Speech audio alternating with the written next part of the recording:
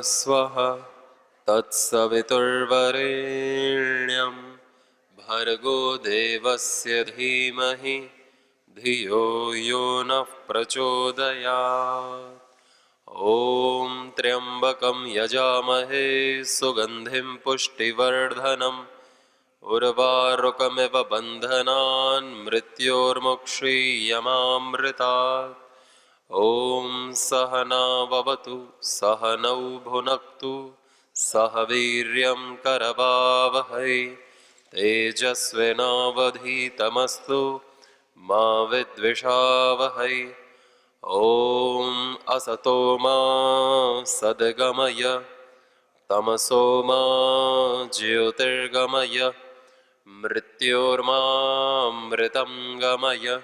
ओम शांति शांति शांति। परम पूज्य योग ऋषि श्री स्वामी जी महाराज जी के चरणों में हम सब कोटिशः नमन अर्पित करते हैं। परम श्रद्धेय आचार्य श्री जी के चरणों में भी हम कोटिशः नमन अर्पित करते हैं। हमारे अनेकानेक ऋषि मुनि योगी साधु संत तपस्वी सन्यासियों की सूक्ष्म उपस्थिति को भी हम नमन करते हैं, प्रणाम करते हैं श्रद्धा से। और आइए हम अब देव यज्ञ भी प्रारंभ करेंगे। ईश्वर स्तुति प्रार्थना उपासना दोनों हाथ जोड़ करके लंबी गहरी श्वास लेकर ईश्वर का ध्यान करते हुए ओम अथेश्वर स्तुति प्रार्थनोपासना। ओम विश्वानि देव सवितर्दुरितानि परासुव यद्भद्रं तन्न आसुव। हिरण्यगर्भः समवर्तताग्रे भूतस्य जातः पतिरेक आसीत् सदाधार पृथिवीं द्यामुते मां कस्मै देवाय हविषा विधेम। यः प्राणतो निमिषतो महित्वैक इद्राजा जगतो बभूव। य ईशे अस्य द्विपदश्चतुष्पदः कस्मै देवाय हविषा विधेम।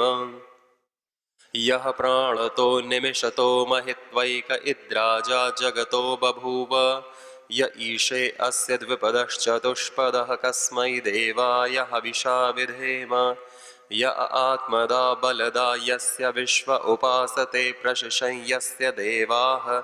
यस्य छायामृतं यस्य मृत्युः कस्मै देवाय हविषा विधेम। यः प्राणतो निमिषतो महित्वैक इद्राजा जगतो बभूव। य ईशे अस्य द्विपदश्चतुष्पदः कस्मै देवाय हविषा विधेम। येन द्यौरुग्रा पृथिवी च दृढा येन स्वस्तभितं येन नाकः। यो अन्तरिक्षे रजसो विमानः कस्मै देवाय हविषा विधेम। प्रजापतेन त्वदेतान्यन्यो विश्वा जातानि परिता बभूव। यत्कामास्ते जुहुमस्तन्नो अस्तु वयं स्याम पतयोरयीणां। स नो बन्धुर्जनिता स विधाता धामानि वेद भुवनानि विश्वा। यत्र देवामृतमानशानास्तृतीये धामन्नध्यैरयन्त। ओम अग्ने नय सुपथाराये अस्मान् विश्वानि देववयुनानि विद्वान्। योयोध्यस्मज्जुहुराणमेनो भूयिष्ठान्ते नम उक्तिं विधेम। इतीश्वरस्तुति प्रार्थनोपासना। अथ देवयज्ञः। अब यज्ञ कुंड पर बैठे हुए साधक भाई मन ही मन गायत्री मंत्र महामृत्युंजय मंत्र से आहुति देते रहेंगे और हम क्रिया योग में प्रवेश करते हैं, योगाभ्यास करते हैं। उस हवन कुंड पर भी एक साधक बैठ करके गायत्री मंत्र और महामृत्युंजय मंत्र से आहुति देते रहेंगे, जिससे औषधि हवन सामग्री औषधि गाय के घृत में वह शक्ति है औषधियों में जो हमें क्योर करती है। वही औषधि जब हम अग्नि में डालते हैं तो उसके सूक्ष्म कण सांसों के माध्यम से हमारे भीतर जाते हैं। ईश्वर का ध्यान भजन के साथ सर्वप्रथम करते हैं। श्री राम जय जय जय राम, श्री राम जय जय राम, श्री राम जय जय राम, श्री राम जय जय राम, श्री राम जय जय राम, श्री राम जय जय राम, श्री राम जय जय राम,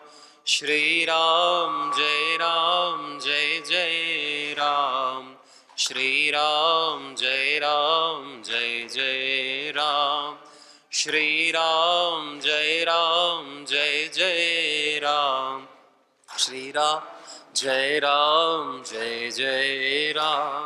श्री राम जय जय राम, श्री राम जय जय राम, श्री राम जय जय राम, श्री राम जय जय राम, श्री राम जय जय राम, श्री राम जय जय राम।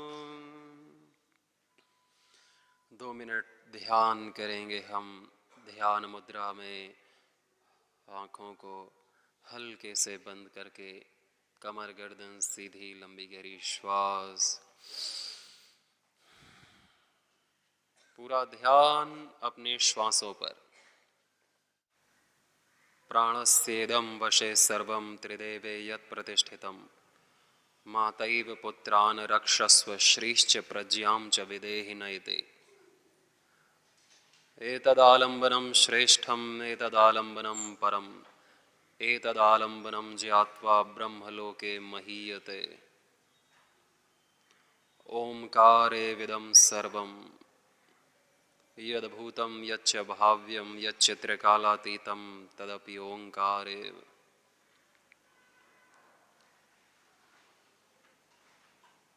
अपने भीतर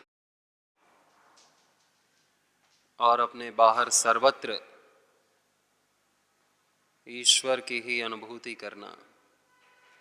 अपने सामने की दिशा में भी ईश्वर की अनुभूति, अपने दाहिनी दिशा में भी ईश्वर की अनुभूति, पीछे की दिशा में भी ईश्वर की अनुभूति, बाईं दिशा में भी ईश्वर की अनुभूति,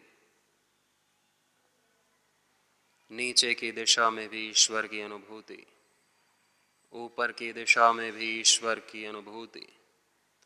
इस तरह मन से हर दिशा की परिक्रमा में ईश्वर की ही अनुभूति सर्वत्र पाना, और फिर अपने हृदय में, अपने अंग अंग में, एक एक कोशिका में ईश्वर की अनुभूति मूलाधार, स्वाधिष्ठान, मणिपुर, हृदय, विशुद्धि, आज्ञा और सहस्रार चक्र में, हृदय में ईश्वर की अनुभूति। भगवान के 2 रूप हैं, एक मूर्त और एक अमूर्त। मूर्त रूप हमको दिखता है और अमूर्त रूप हमको नहीं दिखता है। मूर्त रूप हम मन से महसूस कर सकते हैं और अमूर्त रूप वो हमारे मन में अनुभव नहीं हो सकता।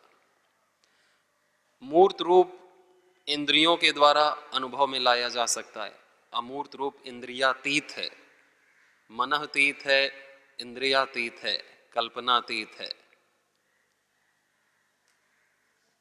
और जो मूर्त रूप हमें दिख रहा है वो भी ईश्वर का ही रूप है, प्रत्यक्ष रूप, और जो नहीं दिख रहा वो परोक्ष रूप है।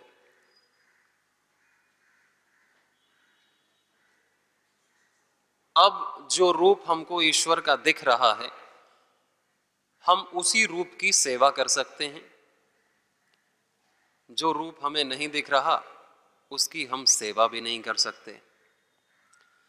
जो रूप हमको ईश्वर का दिख रहा है, हम उस रूप को मान सकते हैं। जो रूप हमें नहीं दिख रहा, हम उसे कैसे मान सकते हैं फिर? तो मानने की चीज और सेवा करने की चीज और प्रीति करने की चीज, तो जो मूर्त रूप हमको दिख रहा है ईश्वर का, वो है।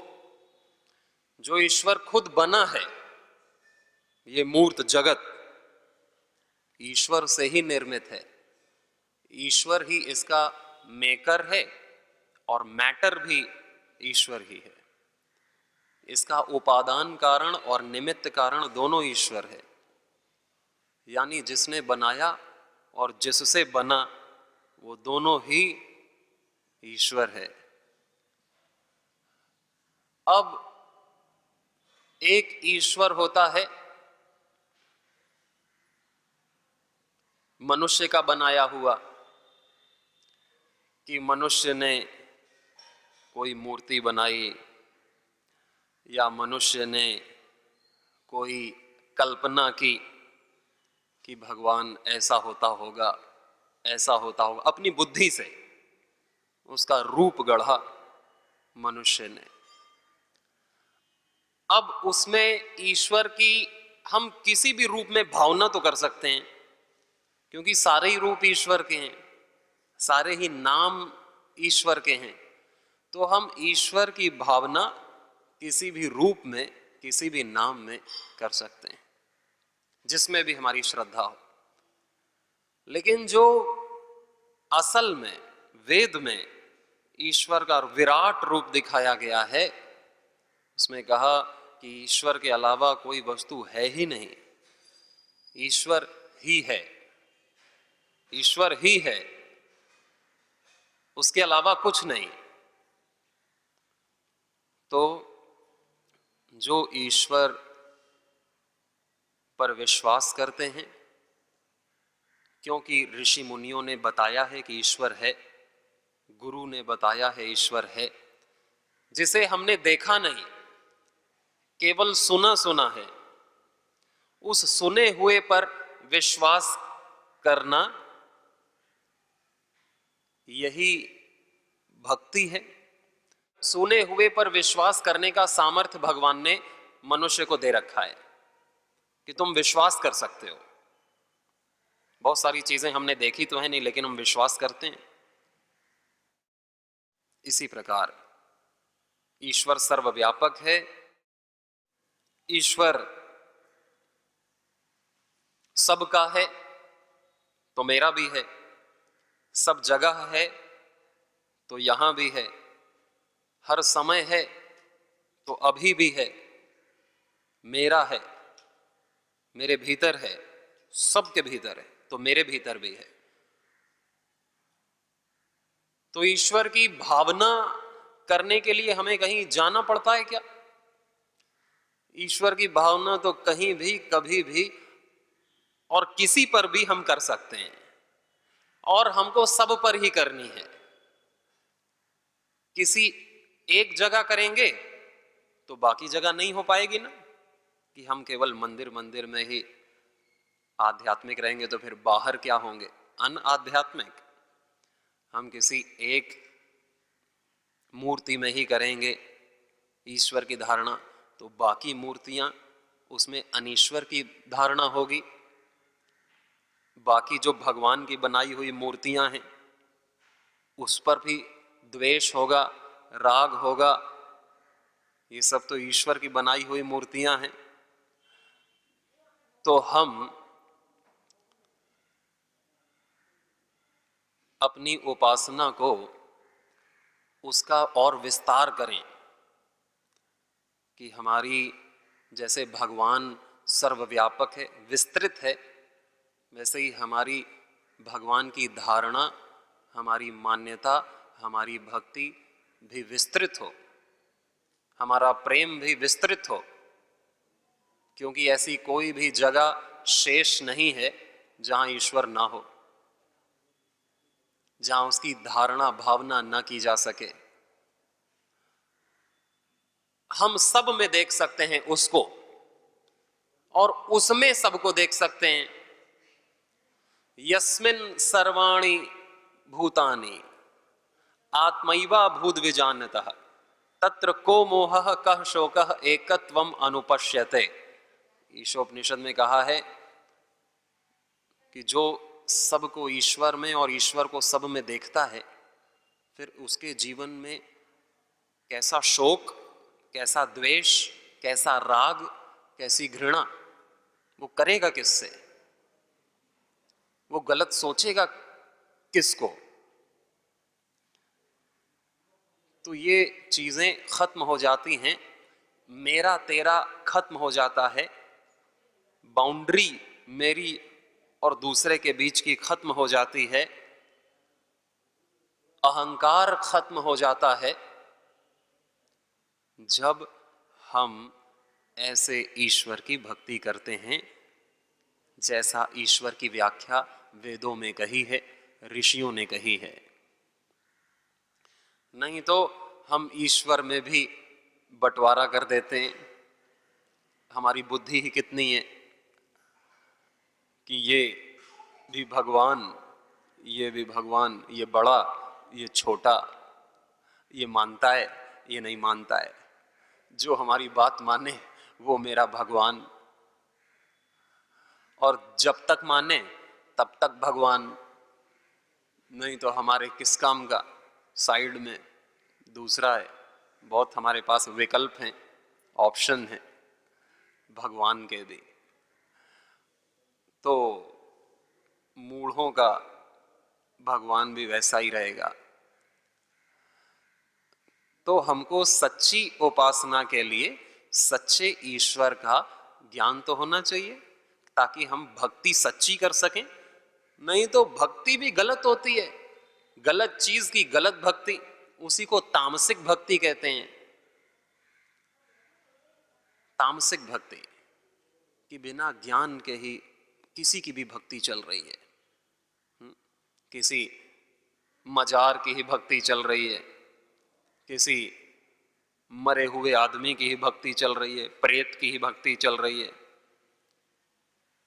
और फिर वो व्यक्ति कैसे राग द्वेष मुक्त हो पाएगा जीवन में? कैसे ईश्वर की कृपा उस पर हो पाएगी? क्योंकि उसकी बुद्धि बहुत सीमित है, सही दर्शन नहीं है। तो सही दर्शन नहीं कर पाएगा तो सही कृपा कैसे मिलेगी? सही भक्ति नहीं हो पाएगी तो भक्ति का रस कैसे मिलेगा? सही सेवा नहीं हो पाएगी तो हमारी चित्त शुद्धि कैसे हो पाएगी? यही कारण है कि हम कितनी भी भक्ति करते हैं वो सब जीरो में मल्टीप्लाई हो जाती है, और उसका उल्टा प्रभाव मिलता है। इतनी भक्ति करने के पश्चात भी दुख, अशांति, पीड़ा, अकेलापन, अपूर्णता का अनुभव होता है। जबकि मान लो हम पूर्ण की उपासना करें और फिर भी हम अपूर्ण रह जाएं, तो या तो हम गलत कर रहे हैं, नहीं तो गीता में कहा कि स्वल्पम अप्य धर्मस्य त्रायतो महतो भयात, कि थोड़ी सी भी परमात्मा की भक्ति हमको महान भय से हटा देती है, महान भय को जीवन से हटा देती है थोड़ी सी भी भक्ति। लेकिन फिर वो भक्ति सच की, सत्य की होनी चाहिए, अपनी कल्पना की नहीं, सत्य की भक्ति।